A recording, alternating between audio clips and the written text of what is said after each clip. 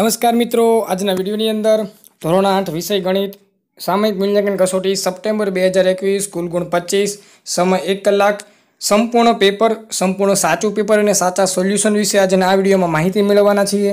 તો બસ મિત્રો, આવા જ વિડીયો મેળવવા માટે આજે જ અમારી ચેનલને સબસ્ક્રાઇબ કરીને બાજુમાં આપેલા બેલ આઇકન પર ક્લિક કરી દો, જેથી જ્યારે પણ નવો વિડીયો અપલોડ થાય એની માહિતી તમને સૌથી પહેલાં અને સૌથી ઝડપથી મળતી રહે।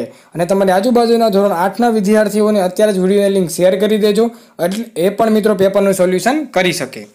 તો સૌપ્રથમ વાત કરીશું પ્રશ્ન નંબર 1 વિશે, નીચેની ખાલી જગ્યા પૂરો। પહેલો સવાલ તમને આપ્યો છે 0.9 ગુણ્યા 0।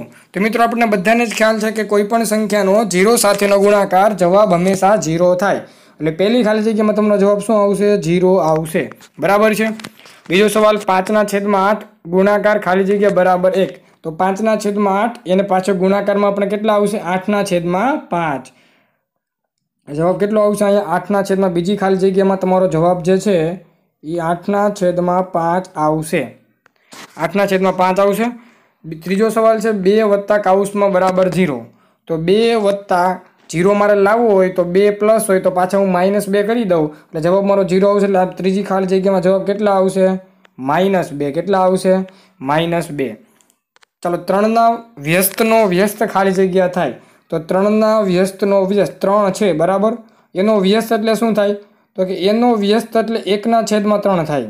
એનો પાછો વ્યસ્ત કરવાનો એટલે જવાબ શું આવે? 3 જ આવે, એટલે જવાબ શું આવશે? 3 આવશે, બરાબર। ચોથી ખાલી જગ્યામાં જવાબ તમારો 3 આવશે। પાંચમો સવાલ સંખ્યા અને તેનો વ્યસ્ત સમાન હોય તેવી સંખ્યા। તો મિત્રો યાદ રાખજો, પાંચમી ખાલી જગ્યામાં જવાબ તમારો 1 અને -1 આવશે। 1 અને -1 તમારો જવાબ આવશે, બરાબર। એટલે 1 અને -1 બંને જવાબ પાંચમી ખાલી જગ્યામાં આવશે। પ્રશ્ન નંબર 2 છે ફ્રેન્ડ, સમીકરણ ઉકેલો, એની પણ ચર્ચા કરી દઈએ। તો પહેલો સવાલ આપ્યો છે કે 2x - 3 બરાબર 5, અને બીજો સવાલ છે 1/2 - 8x બરાબર -15/2।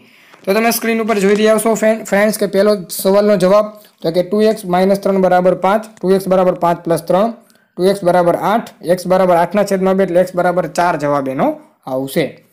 બીજો સવાલ 1/2 - 8x બરાબર -15/2। તો -8x છે જે સામે બાજુ છે એટલે પ્લસ થશે, એટલે 1/2 બરાબર -15/2 + 8x, બરાબર।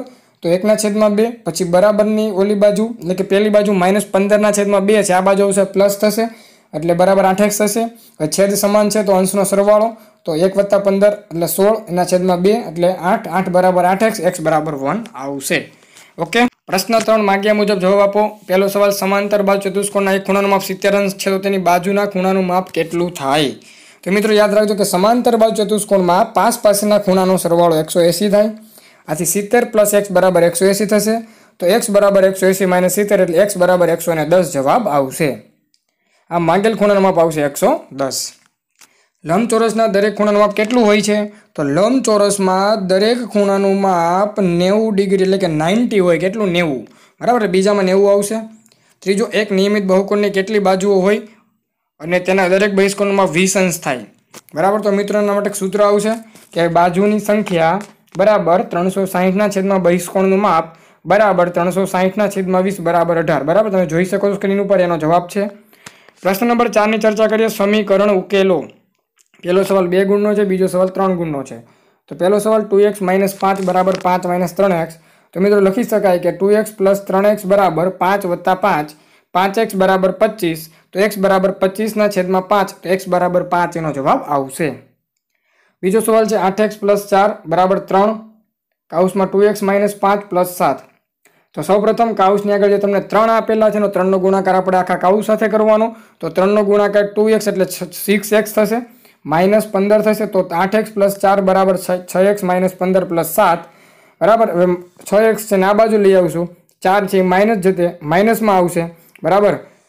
તો 8x - 6x બરાબર એટલે 2x બરાબર -8 - 4 થશે, x બરાબર -12/2 એટલે જવાબ x બરાબર તમારો -6 આવશે। ઓકે, ચાલો આગળ લઈશું મિત્રો પ્રશ્ન નંબર 5, માગ્યા મુજબ ચતુષ્કોણની રચના કરો।